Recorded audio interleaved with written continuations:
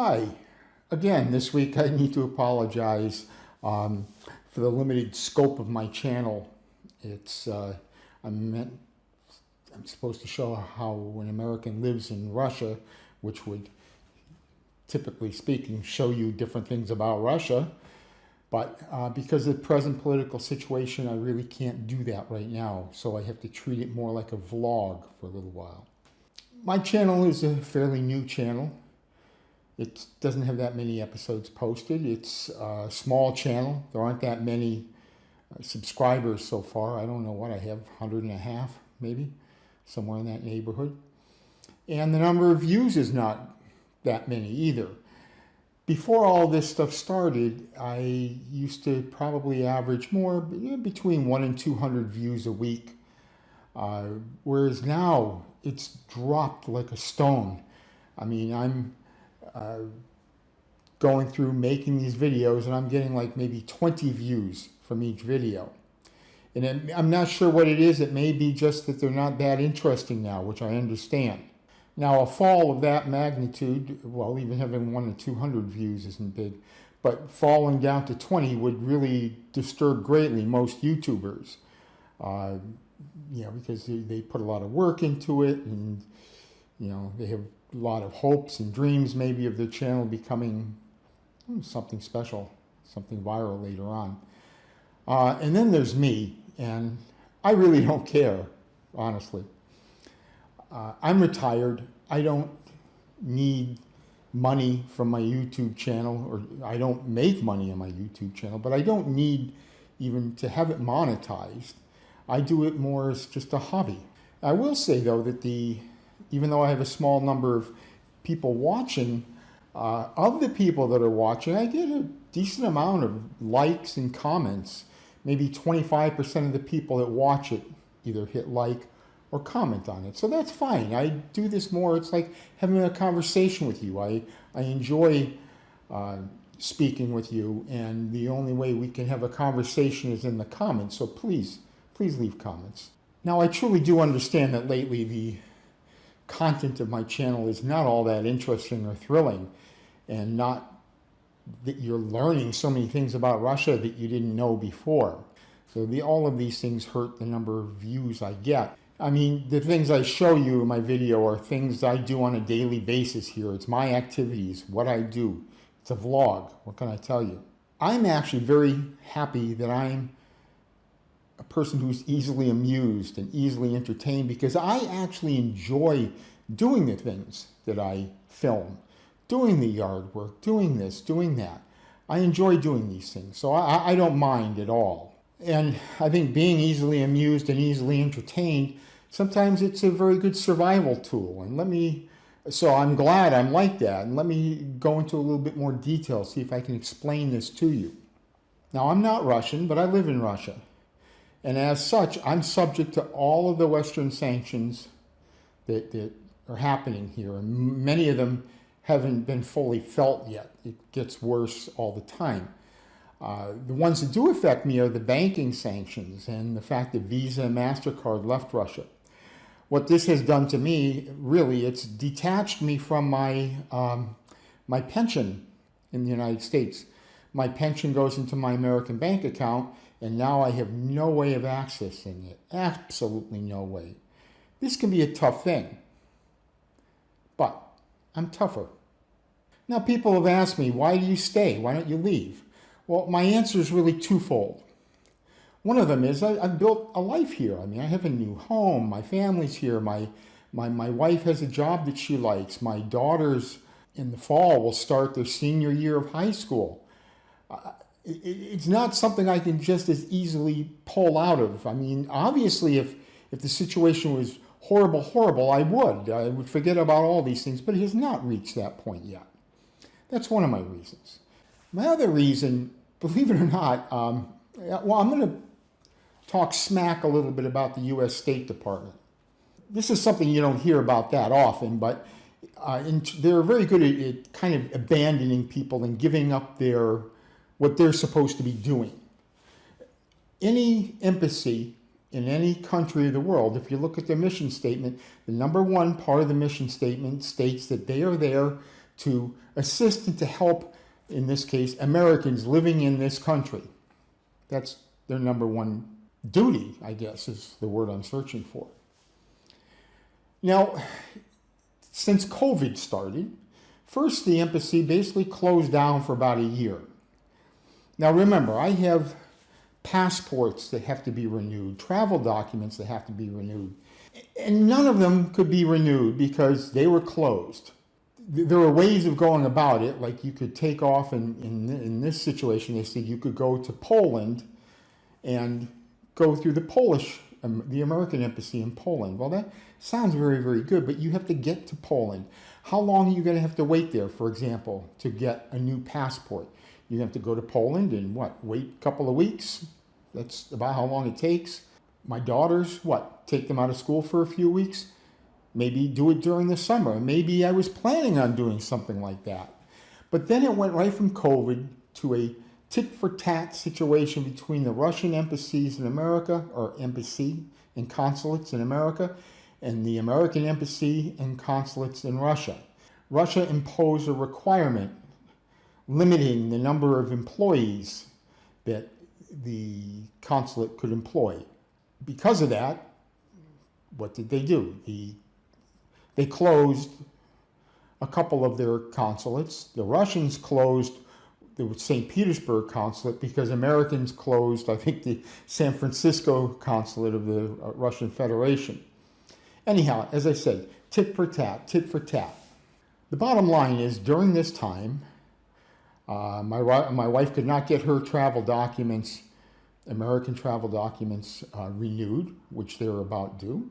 2 daughters I have with American passports, they couldn't get those renewed during that time. So I thought that we would wait until this summer when the girls were out of school and perhaps travel to Poland if I had to, make a vacation out of it, get everyone's documents renewed. At that point, I'm the only one who would have current valid travel documents. Well, after February 24th, and the start of this special military operation thing here, and remember, I have to use that to describe it. I cannot use the W word, or it can be up to 15 years in prison here. But that happened in February 24th, and that ended my hopes to be able to go even to Warsaw to do this. Now, I'm not going to keep getting into a lot of deeper details about this because a lot of it's personal. I find now there used to be a American consulate in Yekaterinburg, Russia, and that's where I used to go. They knew me, I knew them, I liked it very much. The one here in Moscow is very impersonal. And frankly, I don't really feel that they do a very good job by Americans. And as I said, remember, when we ran out of Afghanistan with our tails between our legs, we abandoned thousands of Americans there. We just left them there. And it's up to them to try to get out, up to them to try to get home. So I don't rely upon the American embassy to help me with anything because I feel they're very incompetent. Of course, they fly a big rainbow flag in front of their embassy here, which is very nice, isn't it? But what it shows me is that they have their priorities all screwed up, or at least their priorities aren't what I feel their priorities should be. Here, I cannot get new travel documents.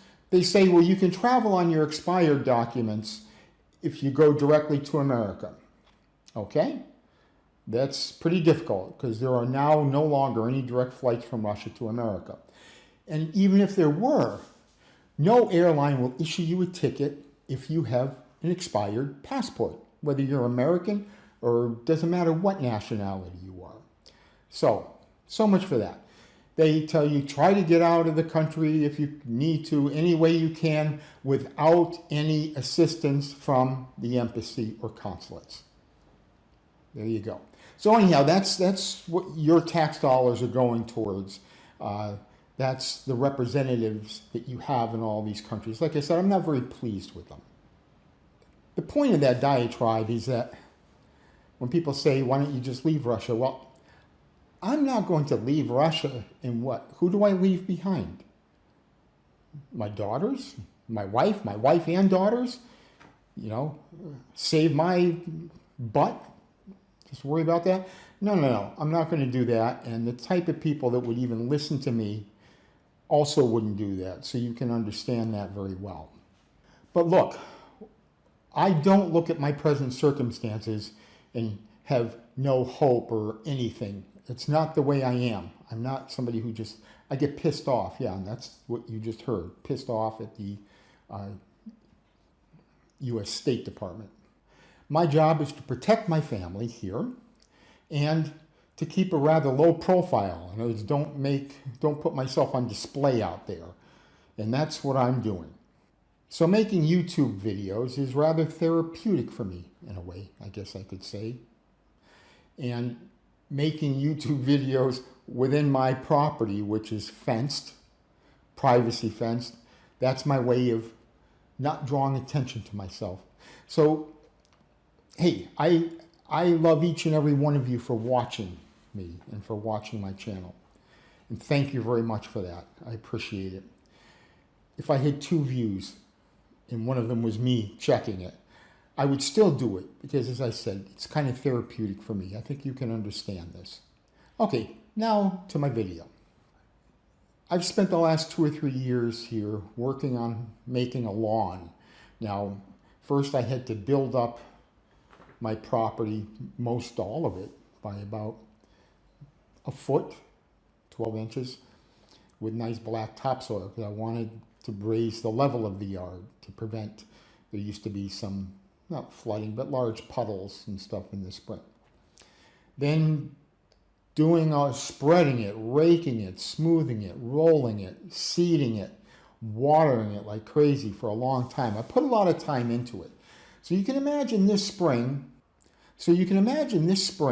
as the snow was melting, I looked out at my lawn, not just like one part, but my front lawn, my back lawn, my side lawn, and I could see a lot of brown dead patches. You know, I mean a percentage, maybe 25% of the whole lawn looked that way.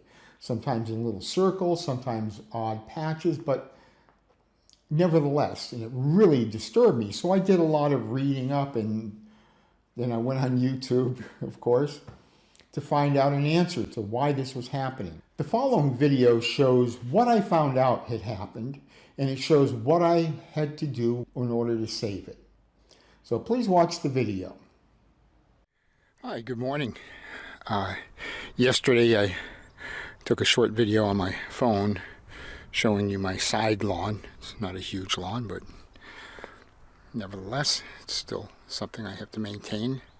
And I showed you it looked nice and green. Well, after I did that video, I took the lawnmower out and I cut it down, almost scalped it, because I'm going to be doing something to it this morning that you're going to be watching me do.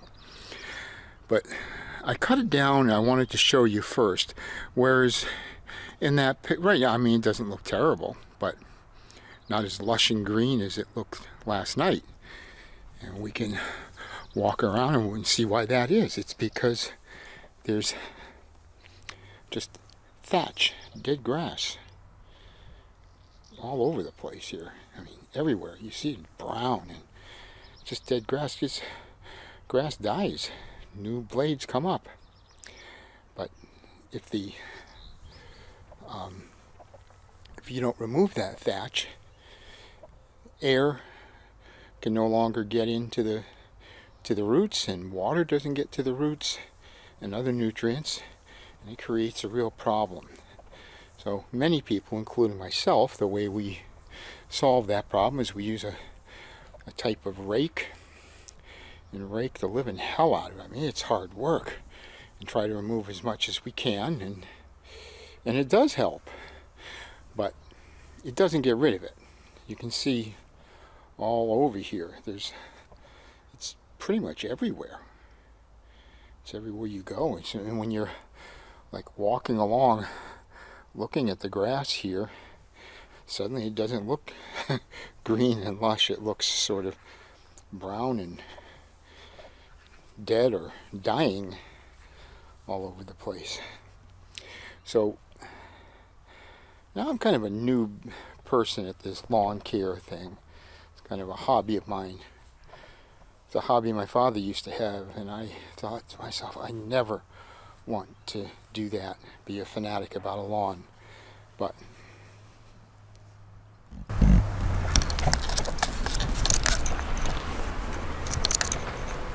I was anyhow, or I became one. So I don't know everything about lawn care, and I don't know how to solve all these problems. But thank God for like YouTube. I'm able to go look at how other people solve the problem, and a lot of people use something called Scarify. So I bought one. Here it is. Mine is just a Chinese-made electric one called Patriot, and costs maybe $185 US, and it does several different things, but the main thing that it does, let me flip this over.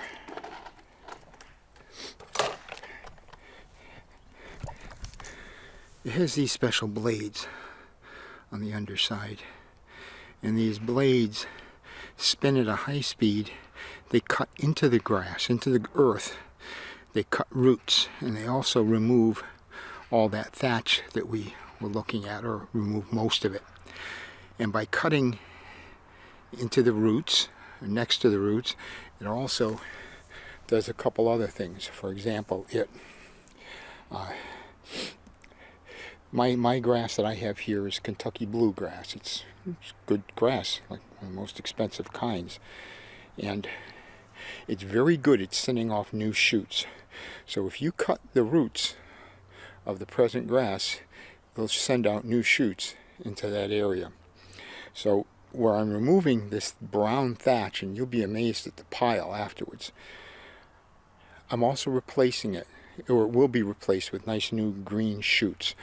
And the length of time from after I finish today, it'll be about a month to 6 weeks before the grass is all healed. Cutting it so short as I did here already shocked the grass. They say you should take 1/3 when you go to cut your lawn. Cut off 1/3. Otherwise you can damage it and send it into shock. But it's supposed to be closely cropped before you do this, and quite frankly, what I'm about to do to it right now is going to be a lot more shocking than the scalping I gave it last night. So without further ado, I'm going to set up, and we're going to do the scarifying. And to scarify comes from the word to scar, because it's cutting and leaving scars in the earth. Alright, let's go.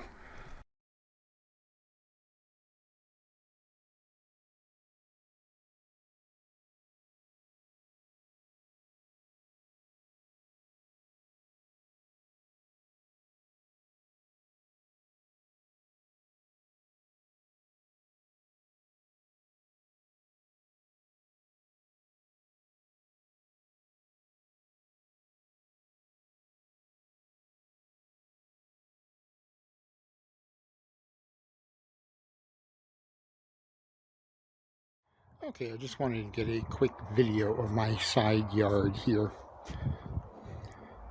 I'm going to call this a before picture.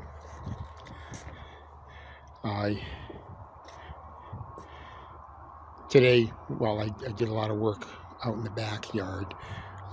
Tomorrow I'm going to do a little bit, make a little video. And as I said, I need this for my before picture. So you can see the grass. It's a little bit long. I have to cut it. I'll cut it tomorrow, or cut it tonight, actually. Looks nice and green, but there's some real problems with it, and I'll discuss it tomorrow in the video and show you what I do or what I need to do to fix it. I mean, overall it looks lush and green and very nice, but in reality, there are problems. Dun, dun, dun.